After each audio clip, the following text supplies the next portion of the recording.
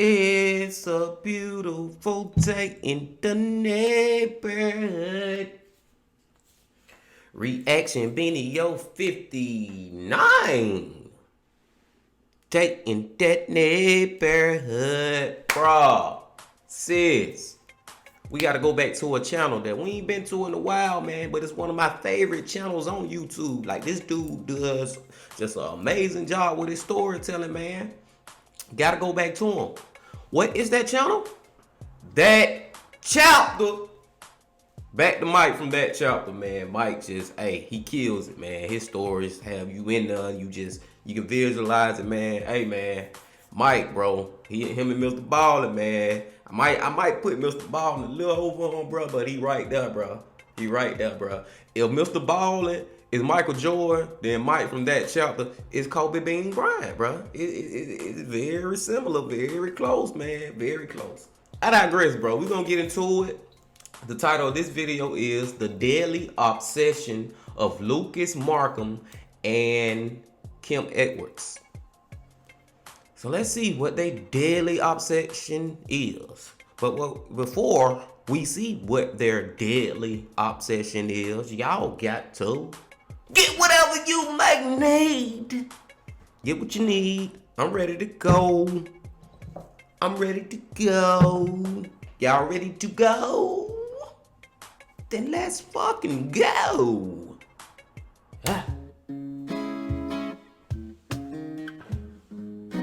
Hey you, and welcome. My name is Mike, and in this old video, we are going to the year 2016, when, in a place called Spalding, UK, shortly after midnight, a lovely young couple, they were in the girl's mother's house, and they were just chilling out, watching, you know, the universally beloved movie Twilight. Everyone's favorite. And then, you know, after they watched that and it was getting late, and this is in April, so it's still kind of dark, they slowly drifted off to sleep. That very young couple, those two people, they would remain inside that house for the next 2 days.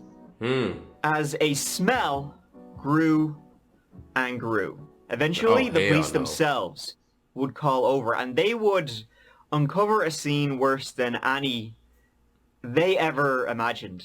And when they asked the boy what was going on, he said to them, "Why don't you go and look?" Before we get into it, please subscribe to see a new crime video every week.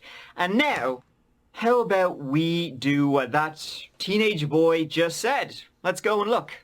Let's give it a go. Give it a go. Let's give it a go. This shit already sounds sick. The town of Spalding, it's in eastern England, and it's quite a picturesque little town.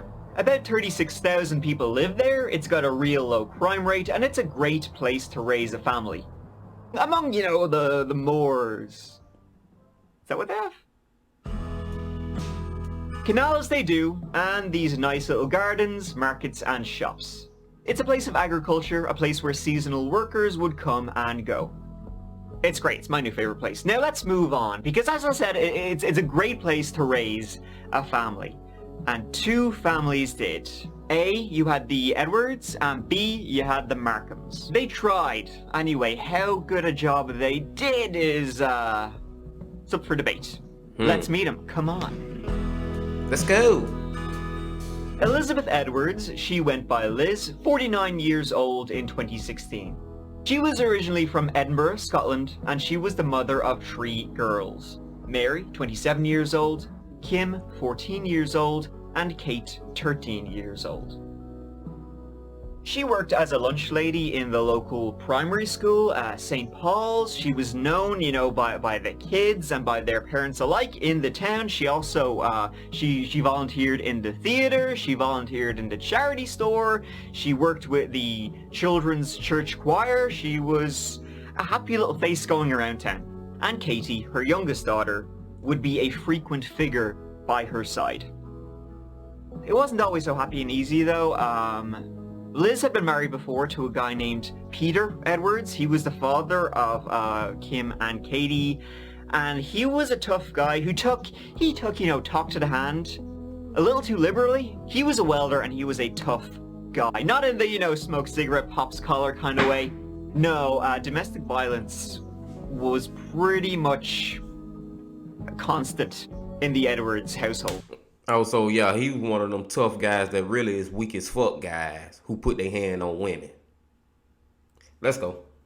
Court records would later describe Peter Edwards as an abusive drug addict, and the family fell out in 2004. Liz, she took her 3 daughters and she moved from refuge to women's shelter, and eventually, after some time and months trying to escape Peter, she landed in the town of Spalding, and now, it was herself, it was her 3 daughters. Mary, her oldest, was kind of growing up, she was doing her own thing, so it was Liz, Kim, and Katie. Kim and Katie in school, Liz working in a school, and they were in this nice little town. Things seemed great, they thought. In 2008, when middle child Kim was 6 years old, I'm guessing some of that domestic abuse rubbed off on Liz, because after an argument about the television, Liz punched 6-year-old Kim. It was Liz herself recognizing, what was going on. Obviously, having been married to a guy who was doing it for so long, she was the one who called social services, and Kim and Katie, they went to foster care for a couple of months. But when her 2 daughters came back, it's not like things were any better. Damn! She abusing her kids. She done got abused by the husband. Now she want to abuse the kids. But it's kind of weird. I mean, do we give her credit for sending them off to foster care? But then you say they came back and the shit ain't nothing had changed. It wasn't like things got better. I don't know, bro. I ain't expect that one. Let's go. Kim would speak with a caseworker often, saying how she felt her mother didn't love her like she loved her sisters, Mary and Katie. How she was lonely, how she felt abandoned. She said once that Liz tried to strangle her, but Liz denied that ever happening. But Kim grew to be very, very depressed. She felt alone. She felt like she was in a pit. She felt like she had no one to talk to. Her teacher even referred Kim, with her teacher seeing it herself, even referred Kim to a mental health service where on the concern level, she was a 2 out of 10. She should have been 11 out of 10. I know, right? But it was in that dark pit that Kim found a light. She found, she found her way out. She found her savior. And that ways out, it was named Lucas Markham. You'll see why she was into him. What's that like Shakespeare, star-crossed lovers? I should have known that I studied. Anyway, it doesn't matter. It's that, but in English lessons in school. It was in September 2013 in Spalding Academy. Now, that's not the school Liz was a lunch lady at, but there wasn't too far away. And that is where Kim Edwards and Lucas Markham crossed paths. Their gaze met when he was hurling a chair across the room. What? What? She found this outburst of violence to be totally badass. She liked But they didn't quite hit it off just then. It seems that she had a crush on him for a while, and then they properly started to get to know each other while queuing up outside class in 2015. They started talking, getting to know each other, texting, and then a couple months later, they were an item. They were 13, 14 years old, school romance, you've heard this story before. And Kim seemed happier than she ever had been. She had friends, she was popular, funny, happy-go-lucky. They'd go shopping together, do all the things that teenage girls do when they're like 13, 14 years old. I don't know. Lucas, now, let me talk a little bit about him because he wasn't cut from the same cloth. On the outside, at least, because we'll get to that in a second. But, while Kim was always described as happy-go-lucky and a joker and funny and lovely and blah, blah, Lucas was described as a bully and a loner. I mean, he threw chairs, though, so... They didn't seem to match on the surface, but as I've gone through Kim's kind of family history, well, Lucas had a lot in common when you get to his. He, too, had been around plenty of violence growing up. His mother, she died of leukemia when he was 4 years old. His dad was a heavy drinker who wasn't shy with his hands. Sounds familiar. Lucas moved from foster home to foster home, eventually moving in with his aunt who lived in Spalding. Now, though, Kim and Lucas were they were infatuated. Like the cringy way kids are, commenting on Facebook, always, talking to each other, lots of XXXs, in the messages, all that sort of thing. And although they didn't seem to match, they seemed happy. So, righto, whatever floats your boat. Once again, we're talking on the surface here. But one person who was not too happy at all was Liz. She did not like Lucas in the slightest, at all. Liz was worried that Kim's grades were slipping, that Lucas was controlling, he was possessive, so I guess Liz did care, to be honest with you, in the end. But maybe Liz, she saw things in Lucas that she had, previously been exposed to with Peter. She was not happy they were together, and she wanted to break them up. And Kim's friends, although they were happy that she was happy, they had their own concerns when Kim would show up from time to time with black eyes and stuff like that. And Lucas could send some pretty horrific messages to Kim, calling her every name under the sun. But Kim, she would stick by him. Bro, this is like a never-ending cycle, bro. Her mama got abused by her daddy. Then her mama abused her. She go to foster care, all that. You got your boy Mark. No, that's the last name. Lucas. You got Lucas. He was his mama died when he was young. His daddy was abusive to him. He got sent to foster care, ran around. Now he putting black eyes on his girlfriend, bro. It's like all of them is connected in this fucked up way of violence, bro. Let's go. In 2016, the pair ran away together. They got on their bikes, they got their little tent, clothes, food, and off they went.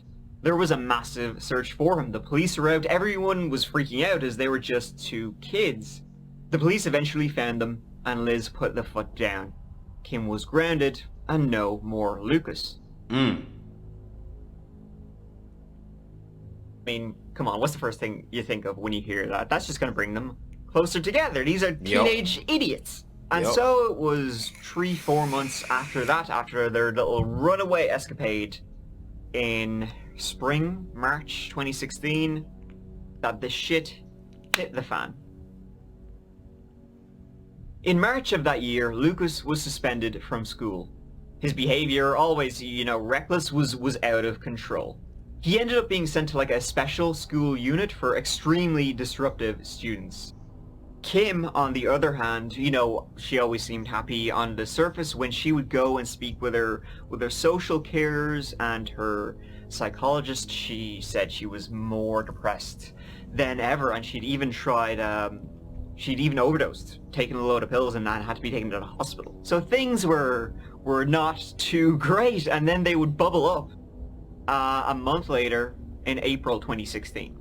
Peter Edwards, right, Kim's father, the abusive drug addict, he had come back into the Edwards' lives. He said he wanted to reconnect with Kim and Katie, and Liz, who had ran away from him, was not having that at all. She was putting the foot down. And so this then led to a huge argument between Liz and Kim, because Kim wanted to see her daddy. Which probably was not the best idea, but hey, it's her dad, right? What y'all think, man? Who right and wrong? Should you listen to your child in that situation? She want to go see her daddy. She want to spend time getting to know her dad again, or should you listen to the mama who like, no, that man did us bad. He abused us. He abused me. Fuck him. I mean, which way would y'all go, man? That's the tough decision that parents and children have to make in the family when shit get fucked up. This sounds like it gonna end bad. Let's go. So Liz and Kim, they said some very not nice things to each other and Kim fled to Lucas's house. She ran into Lucas. They barricaded themselves inside Lucas's bedroom. They had to be physically separated. And then that evening, after they both left and went off, they would each return to their respective houses, Markham's house, Edward's house, and they would find both their bedrooms had been stripped by their families, leaving only a bed. Coming back to their own bedrooms with all of their possessions thrown away. Wow. It's a pretty clear message from both Lucas's family and Kim's family. They were 14 years old though, like. But still, at 14 years old, that was the, straw that broke the camel's hump, or whatever you'd say, because it was after that they started making plans. Disturbing, very disturbing plans. For almost a week, Kim and Lucas would meet every night and go to the local McDonald's. And while they were chomping down on Happy Meals, literally they were getting Happy Meals, they were plotting murder. It would be Liz, it would be Katie, then themselves. That was the plan. After discussing it for some time, the date they landed on for, go was Wednesday. It was the 13th of April. Why, bro? Why? The Edwards lived in a semi-detached home on Dawson Avenue, on a little cul-de-sac. And it was on the 15th of April that both Kim and Lucas got a fright. They got a fright when there were multiple knocks on the front door of that house on Dawson Avenue. Because by this time, by the 15th of April, the house had been very, very quiet. It had just been Lucas, Kim, and the TV. See, the police were calling because neither Liz, nor Kim, nor Katie had shown up to school, either for work or for study. And Liz, she'd actually been dating. Liz had met a new man, a trucker named Graham. He lived over a town away, and he hadn't heard from Liz. Texts, calls, they all went unanswered to that house on Dawson Avenue. So the police were called, to do a welfare check. The police actually called on the 14th of April. They called around 3 different times, no answer. They called again then on the morning of the 15th of April, knocked, no answer. But this time the difference was the police, they heard a dog inside. So they were like, all right. They busted in the door. They wanted to make sure, that the Edwards girls, they were all A-okay. They were anything but. There was no miscommunication, misunderstanding. They left town without telling anybody, which is what they were hoping for. They were way off. The police busted in the door. They went first into the living room, and they opened the door, and what they saw in the living room was a mattress on the ground. The TV was on, and on the mattress was both Lucas and Kim with like a duvet on them. What? The police, they looked and said, what's going on? What's up? And Lucas, he looked the cops dead in the eye, and he said, why don't you go and look? They did. Crazy. They went up the stairs, and on the landing, they noticed the smell just getting stronger and stronger. They opened the door into the master bedroom, and on the bed in that dark room was the body of Liz Edwards. She was completely covered, soaked in blood, with a pillow over her face. She had been stabbed 8 times, her jugular violently slashed open. Ugh. Then in the next room, they found 13-year-old Katie. Same, covered in blood, pillow over the head. She had been stabbed twice. Bruh, and this what I was trying to get to earlier, man, when I was like, why did they kill, like, it's the question, why did you kill your mama? But this little girl, your little sister, bro, ain't had shit to do with nothing, bro. This your little sister, bro. She ain't did nothing to you, bro. Even if you might feel like your mama done did you wrong, whatever, that still ain't no reason to kill her. But, bro, this little girl ain't had shit to do with it, man. Oh, bro, that right there get me a little heated, man. Let's go. Also in the bedroom was a kitchen knife, covered in blood. police were called to the scene. All of them. Kim and Lucas were taken into custody. What happened was this. Late on the night of the 13th of April, while Liz and Katie were fast asleep, Lucas, he walked up an alleyway behind the Edwards house. He climbed over the fence, and then he climbed onto the one-story extension. He knocked 3 times on the upstairs bathroom window. That was the signal for Kim to let him in. Let him in she did. He got in, and on his back, he had a rucksack. Inside that rucksack were 4 kitchen knives. That's 2 each for the 2 victims. The plan had been for Lucas to kill Liz, and then for Kim to kill her sister Katie.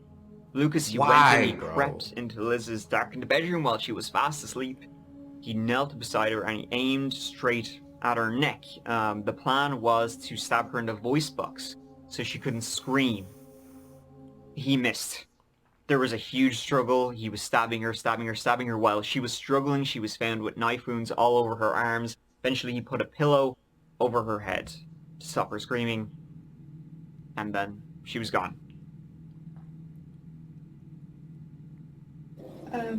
She was laying on her side, stabbed her through the neck, I think, like through that way, because she was on her side. I went into the room to see what was going on, because I heard, like, noises and stuff.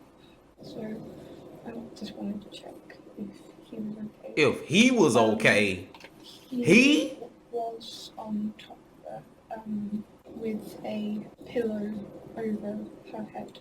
Thought I heard her say "get off me," but I'm not entirely sure. After about 10 minutes of Lucas putting his weight on her, she was dead. He came out of the bedroom, he was covered in blood, and he said, "Well, Kim, you're up." Kim, she couldn't do it, she had a panic attack. She went into the bathroom, she lay on the ground in a fetal position, while Lucas went into Katie's bedroom. Oh my God, bro. Well. Why, bro? Her mum's room, stabbed her in the neck while she was asleep on her side, and smothered her face with a pillow. And after I knew she was gone, like, I went into Katie's room, which is the same room as Kim's, and I thought I stabbed her, but but I'm not completely sure. It was like her with a mattress. Why? What was the reason for killing Katie? Because she had called the police. Okay. Is that the only reason? Pretty much. Stupid. Afterwards, they closed over the doors to those 2 bedrooms. They went and they had a bath together to wash off all the blood. Then they took a mattress downstairs into the living room. They had sex. They watched the Twilight movies. They drank alcohol that was in the kitchen. They ate ice cream and tea cakes, and they basically stayed there for the next 36 hours until the police busted in the door. The whole time, Katie and Liz were upstairs. What happened to cause you to want to plan this? Because it's quite a drastic thing to happen. You clearly, from what you're saying, had your reasons. I mean, what were those reasons? I've never got on with my mum. I knew that she favored my sister more than me, even though she said that she didn't. I knew that she was lying. And how did you feel? I was okay with the fact that it happened so quickly. It gave me peace of mind. It wasn't like torture or anything. And how do you feel about it on reflection now? The same way. To a point, yes. Yes, because my mum doesn't have to do with me being suicidal, and she doesn't have to wake up worrying every morning to see if I'm still alive. My sister doesn't have to go through all the heartbreak and all the emotions and stuff. Whatever. They abandoned the committing suicide part of the plan I know pretty they quickly. did. As you can tell, they didn't want to go to step 3 and 4. They saw what they had done to Liz and to Katie, and they didn't want to partake for themselves. Bitches. Lucas would plead guilty to murder, Kim to manslaughter. That mental illness had diminished her responsibility. They are the youngest couple ever convicted of murder in Britain. They were both ordered to serve a minimum of 17 and a half years. What? So will be there for quite a while. What? Kim would say after that the murders were a relief. She was glad that now her mother and her younger sister, didn't have to worry about her anymore. I'm not sure if other people would take the same view as that.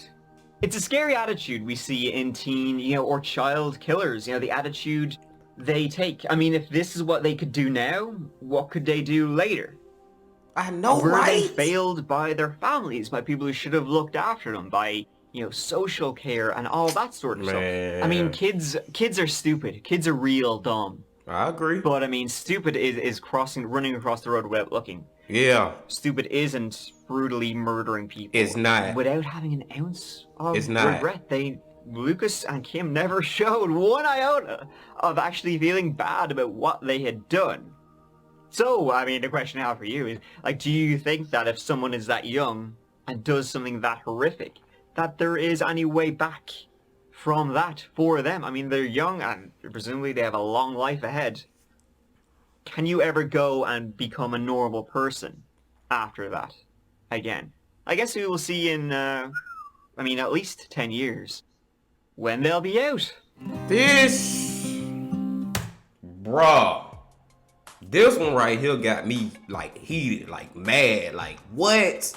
Are you fucking kidding me, bruh? Are you fucking kidding me, bro? The whole reason they did it was bullshit in my eye, bro. Like he said, being dumb is running across the street and not looking. That shit ain't the same as you brutally murdering people at 14 years old, bro. Hell no, bro. But the part that got me more than any motherfucking thing, man, this man said they got a minimum of 17 and a half years. They 14 as 17. They'll be out when they 31, 32 or something. Am I doing that right, bro? 17. Yeah, somewhere up in there, man.